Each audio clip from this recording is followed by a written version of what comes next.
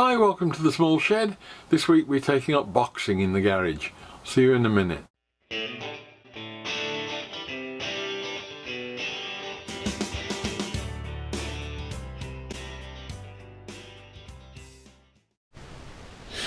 Right, so the boss bunk is out of the way.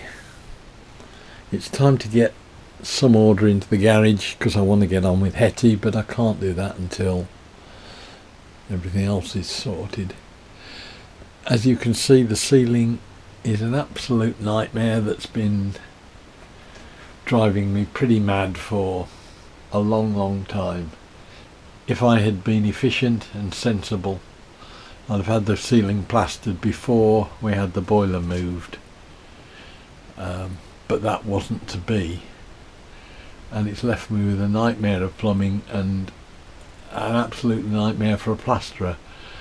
Now I've finally succeeded in getting a plasterer to come and have a look at the job, and he's coming next Tuesday night, and I thought that it might be better if I actually start getting the boxing in before he comes, because it will make the job so much easier and hopefully make the price better if he wants to do the job, and it'll make it a more attractive job as well. And I've been sort of playing with it for a long while, not quite knowing what the hell I was going to do, because it was just such a mess. But I think I've actually got to a point where I've got a fairly simple solution, and it's just taken a lot of time to begin to see it. Essentially, effectively there are sort of 3 or 4 areas. There's a boxing across, right the way across the room there. Now that has got to have quite a deep boxing on it because it's carrying the condensed water from the boiler that's pumped up there into the soil stack at the end, and I can't really change that. So that's got to be a square boxing that'll come down from the ceiling. I can fix it to those fixings there, come down, go underneath it, above the unit there, right the way across, and if I get my sums right I can squeeze it in under that unit over there as well, and that'll make a boxing, certainly on this side, vertical point for them to plaster up to. That's no problem. There's then some pipe work along the wall, which again, if I can fix a vertical batten, a horizontal batten, I'm sorry, across the ceiling, across the joists, I can come down with a vertical piece of plywood or MDF boxing and then go back against the wall. So that'll be like a second area. I'm not doing anything obviously with the verticals, they'll just go up into the boxing. And then it comes out and there'll be a larger boxing that'll be flatter all the way across that part, which again, if I can stick a piece of CLS on the ceiling, let me just show you that actually if I put CLS like that, I can then put that'll go over the top of that pipe, and then I can go underneath it against the wall and put another piece of CLS on the wall there and fix a timber ply or whatever on the underneath. That will solve that one. Got one to come across the room, which I can do.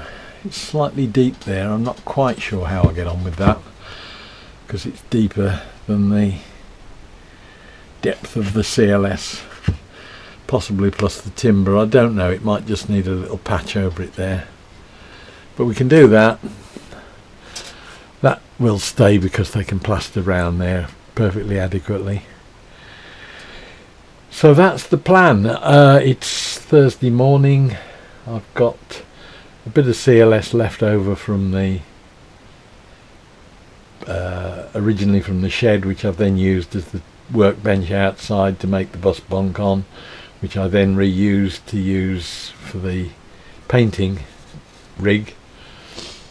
So I've probably got enough CLS to get me on my way, even if it's not enough full stop.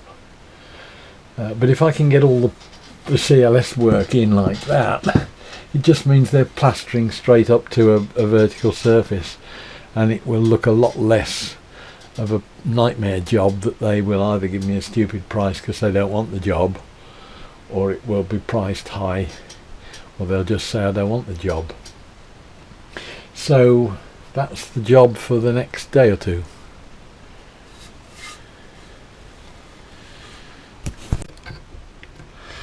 And then there's the last problem that I haven't really thought too much about, and that is the bit over the front, the garage roller door, because they might be able to get in there with plaster, but I'm not sure,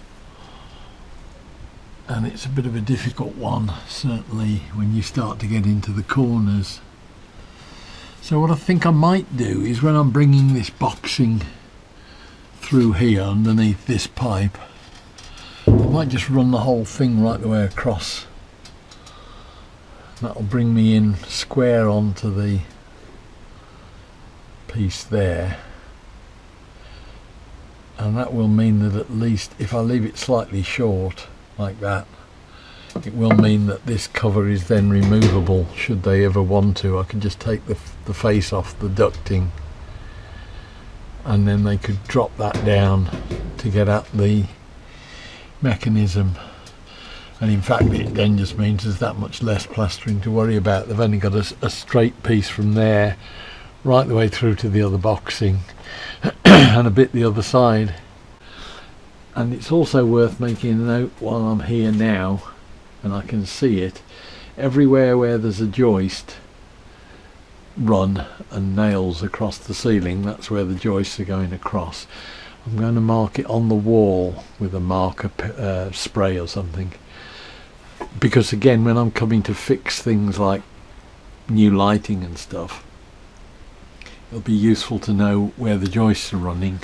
Once it's plastered, I'm going to lose that, so I'll just put a reference point on each end with a little marker spray.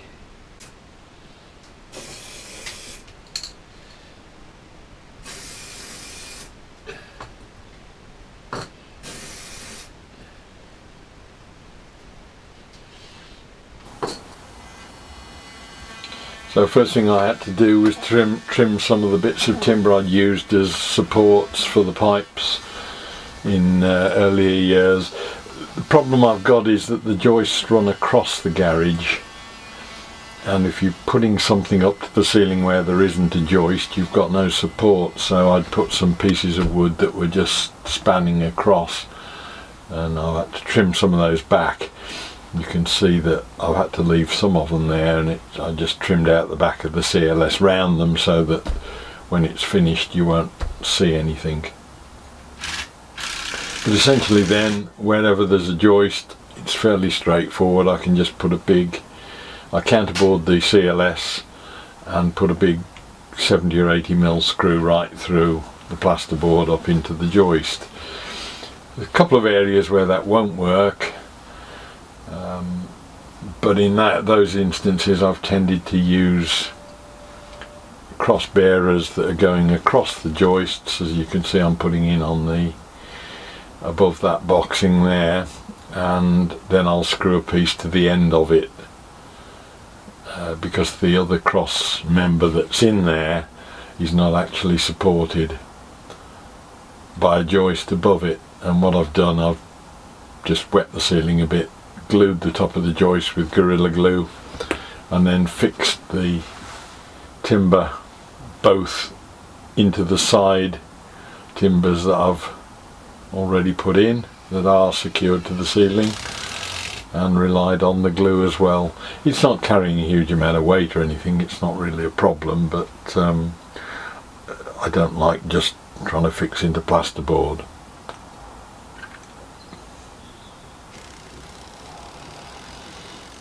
The whole boxing then starts to take shape, a bit more substance to it. With all those cross members in going across joists, the whole thing starts to get far more rigid.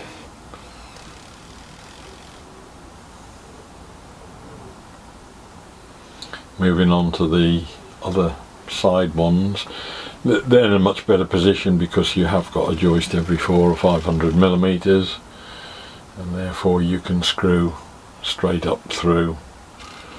Again, counterbore the the CLS by about half its depth, and then put a 70 or 80mm screw through up into the joist. And then I moved on to doing some MDF boxing. I've just used 12mm, just put a temporary piece up on one end to butt it up against, and then screwed it up to the underside of the joists on the boxing. I'm doing it in 2 panels rather than right the way across. There's a panel that's about 700mm wide that carries the boxing that covers the pipes, and then there's the bit right up to the door which is just more, well, it's decorative at the moment, but it may well take the lighting in it, so I'm keeping it in 2 separate sections of panelling on that, so that I can take them down independently, either to inspect the pipework or do the lighting, depending on which one I want to get at. And then when that's done, I'll put a vertical trimming piece on the front of the CLS just to tidy it all up. Just held on with inch and a half sort of screws into the CLS. That way I can maintain access all the time I need to, or take them down as I need to paint them.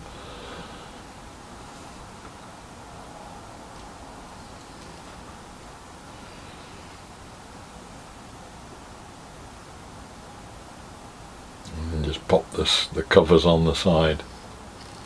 Just put a small round over on the bottom edge of that, just to tidy it all up.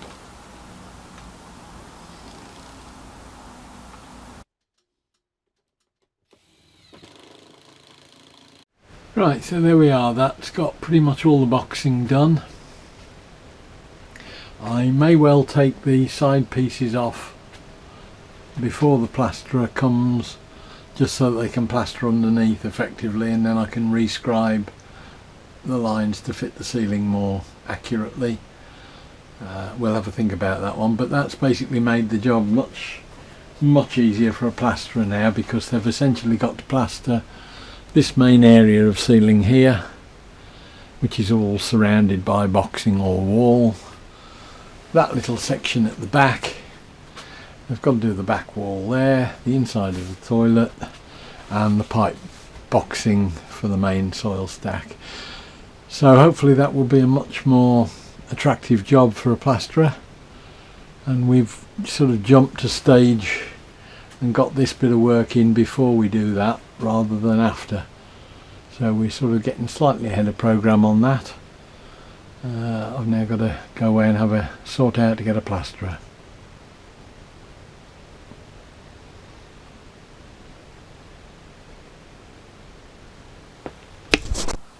Right, so the plasterer's been since I did that and had a look at the job. He's coming as soon as he can get here. Now, with plasterers, like any tradesman at the moment, that's going to be a while. It's now mid-March.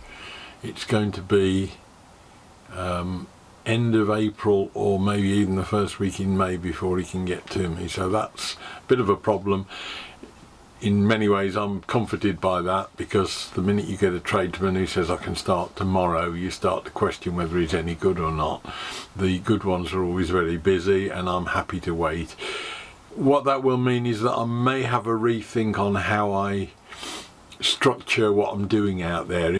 It may be that there's a lot of stuff that's got to be done out of sequence, but it's either out of sequence or it doesn't get done until after he's been. So it's one of these difficult situations that you get where it'll take a lot longer to do and it'll be more disjointed.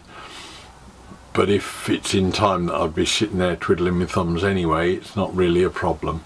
So I think I'm going to get on and start and have a look at maybe a bit of testing out lighting, and I may even start and get a little bit of painting and that done out there. We'll see how we go. And there's the floor to think about as well, which was going to be the last thing to do. I was going to start at the top and work my way down. That delay of 4 or 5 weeks is probably making me rethink things a bit. We'll see how we get on with that in the future. So hope it was of interest. Look forward to seeing you next week. We'll be doing something different, I hope, and I'll see you then. Bye.